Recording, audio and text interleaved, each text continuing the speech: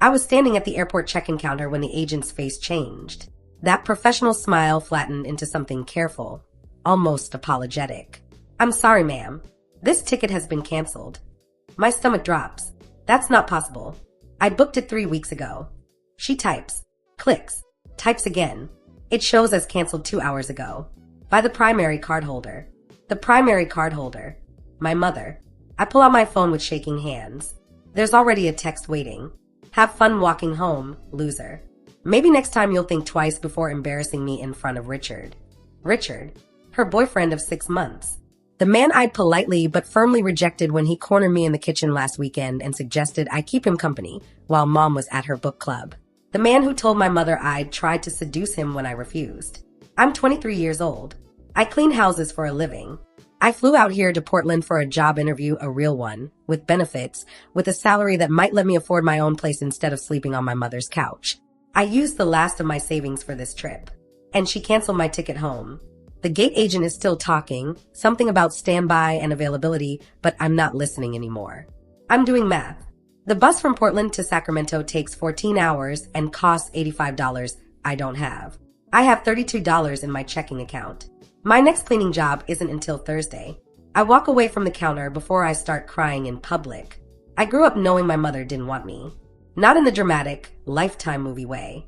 Just in the small, constant ways that accumulate like sediment. The rolled eyes when I asked for lunch money, the way she'd introduce me as my daughter with the same tone people use for my root canal, the birthday she forgot entirely because she was on a cruise with husband number 2. My father left when I was 4. I have one memory of him, his hand on my head, heavy and warm, while I watched cartoons. Then he was gone, and Mom made sure I understood it was somehow my fault. Too loud, too needy, too expensive. I learned early to take up less space. By 16, I was working.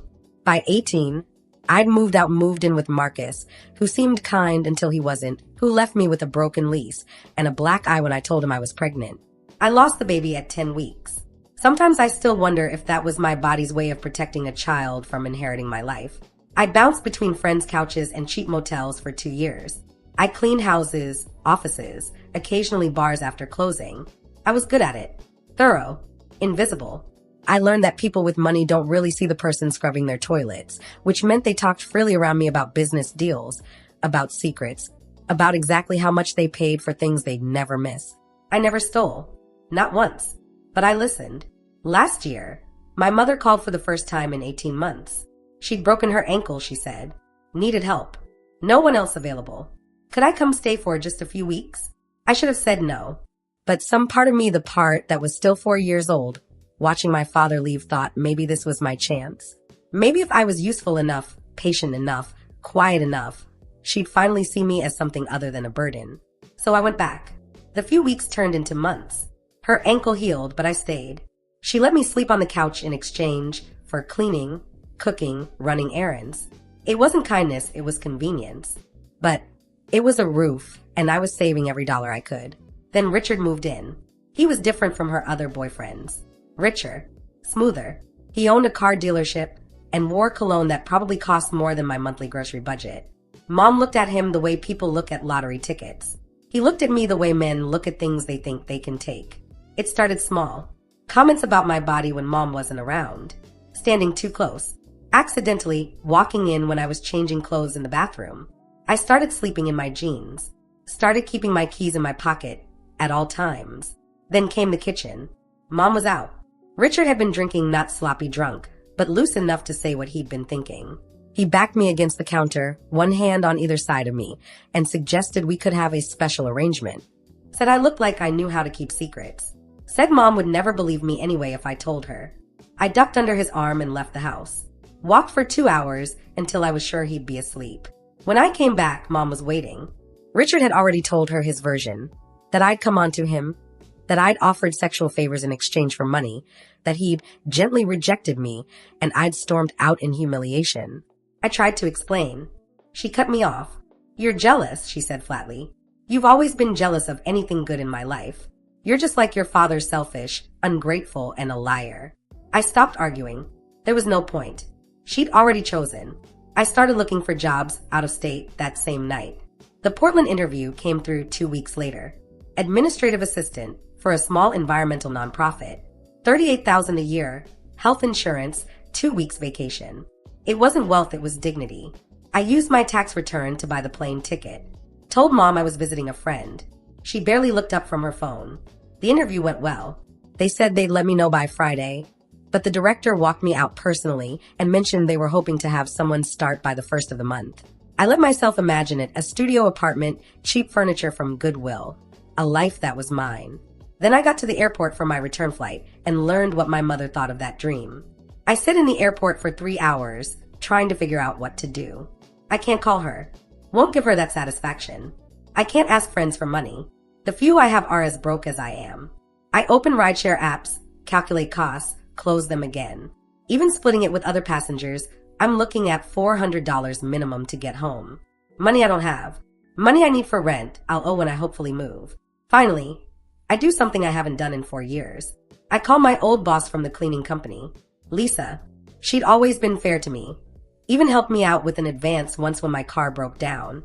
She answers on the 3rd ring. Sweetheart, she says when I explain. I can't wire you that kind of money, but I can offer you something else. There's a client here in Portland, actually big job, estate sale clean out. Family wants it done fast. It's 3 days of work, but it pays $1,500. Cash. You interested? 3 days means missing my current cleaning appointments back home. Missing rent money. But 3 days also means $1,500. Enough to get home, cover what I'll lose, and still have something left over. I'm interested. Good. I'll text you the address. Start tomorrow at 8. The house is in the West Hills. Old money. The kind of neighborhood where the driveways are longer than my mother's entire street. The family attorney meets me at the door. An older woman in a gray suit, all business. Mrs. Chin passed 3 weeks ago, she explains. No children. Estranged from most of her family. We need the house cleared for sale. Take anything you want within reason, donate the rest. Just get it done. The house is enormous. 5 bedrooms. A library. A sunroom filled with plants that have already started to wilt. Every surface is covered with the debris of a long life. Books, photographs, jewelry boxes, decades of accumulated objects. I start in the bedroom. That's where I find the notebook. It's old, leather-bound, tucked into a drawer of the nightstand. I almost throw it into the donate pile without looking, but something makes me open it. Inside, in careful handwriting, addresses, names, account numbers, dates going back 40 years. I realize what I'm looking at slowly, then all at once. It's a record, a ledger. Mrs. Chin had been a bookkeeper, but not the official kind. The kind people hired when they wanted certain transactions to disappear. The notebook contains decades of off-the-books accounts, shell companies, hidden assets. Old money hiding from taxes, from divorces, from consequences. I should close it. Put it back. Forget I saw it. Instead, I keep reading. One name appears more than others, James Whitmore. Dozens of transactions spanning 15 years. Millions of dollars moved, hidden, laundered through a network of accounts so complex I can barely follow it. I Google him on my phone. James Whitmore, CEO of a regional real estate development company. Net worth estimated at $78 million. Active in local politics. Donor to children's charities. Married, 3 kids, grandkids. Clean reputation. Built on money he'd hidden from his own business partners, from the IRS, from everyone. I sit on the floor of a dead woman's bedroom, holding evidence of financial crimes that could destroy a man's entire life, and I think about my mother's text message. Have fun walking home, loser. I think about Richard's hand on the counter, trapping me. I think about every apartment I couldn't afford, every time I went hungry to make rent, every man who thought I was something he could use and discard. I think about power and who gets to have it and why. I don't make the decision right away. I spend 3 days cleaning that house. I work methodically, carefully. I donate most of it. I keep a few books, a nice coat that fits me, a set of dishes, and I keep the notebook. On my last day, I sit in the empty library and I do research. Real research. I learn about whistleblower protections, about IRS rewards for reporting tax fraud, about how cases like this work. The IRS pays up to 30% of what they recover. 30% of tens of millions of dollars. I could turn this in and walk away from cleaning houses forever. I could have security, safety, choices. But first, I'd have to become visible. Put my name on documents. Testify maybe. Become the kind of person powerful men pay attention to. I'm not sure I want that. For 2 days, I sit with the notebook in my motel room and try to decide what kind of person I want to be. On the third day, my phone rings. Unknown number. Is this Sarah? A man's voice, professional. Yes. This is Mark Rodriguez from Clearwater Environmental. We'd like to offer you the position. Can you start the 1st of next month? I look down at the notebook on the bed beside me. Yes, I hear myself say. Yes, I can start then. He sounds pleased. We talk logistics. Salary, benefits, start date. He emails me the offer letter while we're still on the phone. After I hang up, I sit very still. I have the job. I have a path forward. It's not wealth, it's $38,000 a year and a studio apartment and health insurance. It's ordinary, small, safe. It's exactly what I've been working toward. And I still have the notebook. I decide to go home first, face my mother, pack my things, do it the right way. I buy a bus ticket with the cash Lisa paid me. 14 hours through the night, arriving in Sacramento at dawn. Mom's not home when I get there. Neither is Richard. I pack quickly. Everything I own fits in 2 duffel bags and a backpack. I'm loading my car when I hear her voice. Back so soon. She's standing in the driveway, coffee in hand, Richard beside her. I thought she'd still be walking. Richard smirks. I look at them both. At her designer purse, his expensive watch. At the life they've built on choosing cruelty when they could have chosen basic decency. I got the job, I say quietly. I'm moving to Portland. I'm leaving today. For just a second, something flickers across her face. Not quite regret. Maybe just surprise that I'm capable of succeeding without her. Well, she says, don't expect us to help you move. I never did. I get in my car. My hand is on the door when Richard speaks up. Hey, Sarah. His voice is mocking. No hard feelings, right? About the misunderstanding. He wants me to react. To give him proof that I'm the unstable, vengeful girl he told my mother I was. I look at him for a long moment. No hard feelings, I say. I hope you're happy together. I mean it. Or I'm trying to. I drive away and I don't look back. I settle into Portland over the next month. The job is good. My coworkers are kind. My apartment is tiny, but it's mine. Every stick of furniture earned. Every bill paid on time. I sleep without my keys in my pocket. I start to remember what it feels like to be safe. And at night, sometimes I take out the notebook. I've thought about it from every angle. The legal angle, the moral angle, the practical angle. 30% of what the IRS recovers could change my entire life. Could mean never being vulnerable again. Never being trapped. Never being powerless. But it would also mean stepping into the arena with people like James Whitmore, people with lawyers and resources, and the kind of power that destroys anyone who threatens it. I think about Mrs. Chun keeping that notebook for 40 years, never using it, maybe protecting herself, or maybe just documenting, bearing witness. I think about my mother and how she'll probably never apologize, how Richard will probably never face consequences, how injustice doesn't usually come with closure. I think about revenge and what it costs and whether I want to spend my new life looking backward. 3 months into my new job, I'm eating lunch in the break room when I see the news on TV. James Whitmore's face fills the screen. The scroll underneath reads, Local CEO under investigation for tax fraud. Anonymous tip leads to federal probe. I sit very still, my sandwich halfway to my mouth. It wasn't me. Someone else, maybe someone else who found something or knew something or just got tired of watching powerful people get away with everything. But it could have been me. I watch as they detail the charges. Decades of fraud. Millions hidden. If convicted, he faces years in prison and total financial ruin. I realize I'm smiling. Not because I'm glad he's suffering, but because I understand something now that I didn't before. Justice doesn't always need me to carry it. Sometimes it just needs someone to plant a seed, to keep a record, to refuse to let the truth disappear entirely. Mrs. Chin kept that notebook for 40 years. Maybe she always meant for someone to find it. Maybe she knew that secrets like that don't stay buried forever. I finish my lunch, go back to work. That evening, I take the notebook and I read it one more time, carefully. Then I make a decision. I don't turn it into the IRS. That ship has sailed, someone else already did. Instead, I type up a detailed summary. Names, dates, account numbers. Everything in that notebook that hasn't been made public yet. Everything that might help investigators or journalists or anyone else who needs to understand exactly how deep the corruption went. I create a new email address, completely anonymous, and I send it to 3 people. a journalist at the local paper, a federal prosecutor's office, and a watchdog nonprofit that tracks financial crime. The subject line reads, "Additional evidence in the Whitmore case. From someone who wants the truth told." I don't include my name. I don't ask for money or credit or recognition.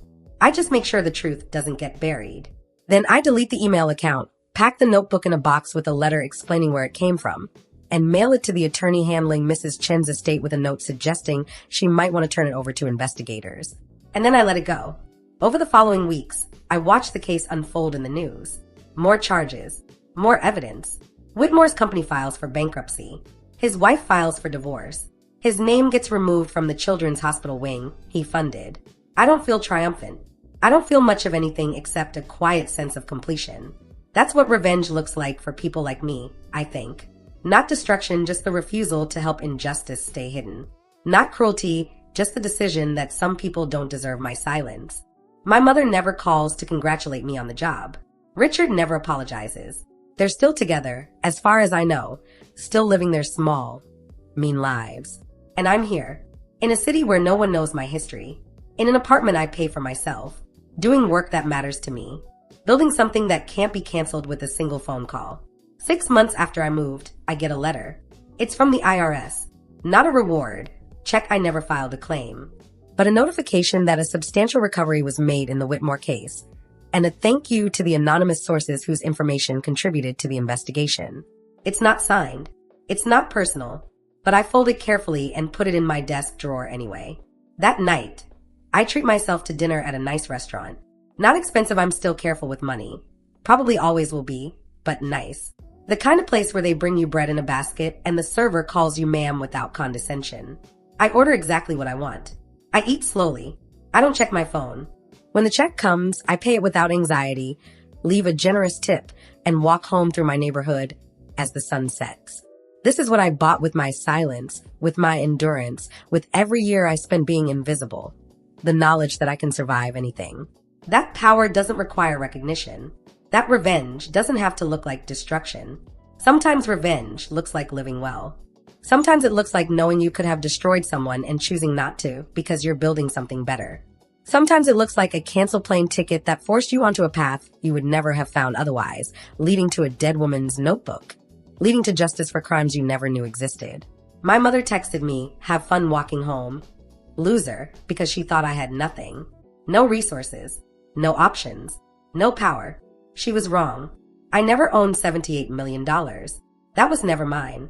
But I owned something that mattered more. The information that could make or break a man worth $78 million. And I chose what to do with it carefully, thoughtfully, in a way that served something larger than my own hurt. That's a different kind of wealth. The kind that can't be canceled. The kind that can't be taken away. A year later, I'm promoted at work. It comes with a raise not huge, but enough that I can afford a one-bedroom apartment with a real kitchen. I'm packing boxes when I find a text from an unknown number. I don't know if you'll see this, but I'm sorry for everything. It's from my mother. I can tell by the number I deleted, but never quite forgotten. I stare at it for a long time. The old me would have called immediately. Would have asked what she meant, whether she'd left Richard, whether she finally believed me. Would have hoped this was the beginning of reconciliation. The new me knows better. Sorry isn't a magic word. It doesn't undo years of choosing cruelty. It doesn't rebuild trust that was never built in the first place. But maybe it's something. Maybe it's a crack in the wall of her certainty. Maybe Richard finally showed his true colors. Maybe she's just lonely. I don't know, and I realize I don't need to. I type back, "I appreciate that. I hope you're well." Then I block the number. Not out of anger, out of protection. Out of the understanding that some doors, once closed, should stay closed. I've built a life that doesn't have room for people who see me as disposable. I've learned that walking away is not the same as losing. Sometimes, late at night, I think about that moment at the airport. The way the gate agent's face changed. The sinking feeling in my stomach. The text message that was meant to humiliate me. "Have fun walking home, loser." My mother wanted me to feel powerless, small, defeated. Instead, she set in motion a chain of events that led me exactly where I needed to be. I didn't walk home. I took a bus, then a job, then a chance. I found evidence of crimes I never went looking for. I made choices that mattered. And I learned that the opposite of powerlessness isn't revenge, it's agency. The quiet, steady knowledge that you can make decisions about your own life, that you can choose who to help and who to hold accountable, that you can walk away from people who hurt you and still build something beautiful. I own a one-bedroom apartment in Portland now. I have a job I like, coworkers who respect me, a savings account that grows a little each month. I don't own $78 million, but I own the information that brought down a man who did. And I chose what to do with that power in a way that let me keep my humanity. That's worth more than any amount of money. That's the kind of wealth that nobody can cancel. On the anniversary of that canceled flight, I booked myself a ticket. Not home. I don't think of Sacramento as home anymore. Just somewhere I've never been. Somewhere I want to see. I pack light. I get to the airport early. I check in without anxiety. And when I board the plane, I text one person. Lisa, the boss who helped me when I needed it. Thank you for believing I was worth the chance. She responds immediately. You always were, honey. Glad you finally know it too. I turn off my phone. Lean back in my seat. Watch the ground fall away beneath me. I'm not running from anything anymore. I'm not walking home. I'm flying. And I bought the ticket myself.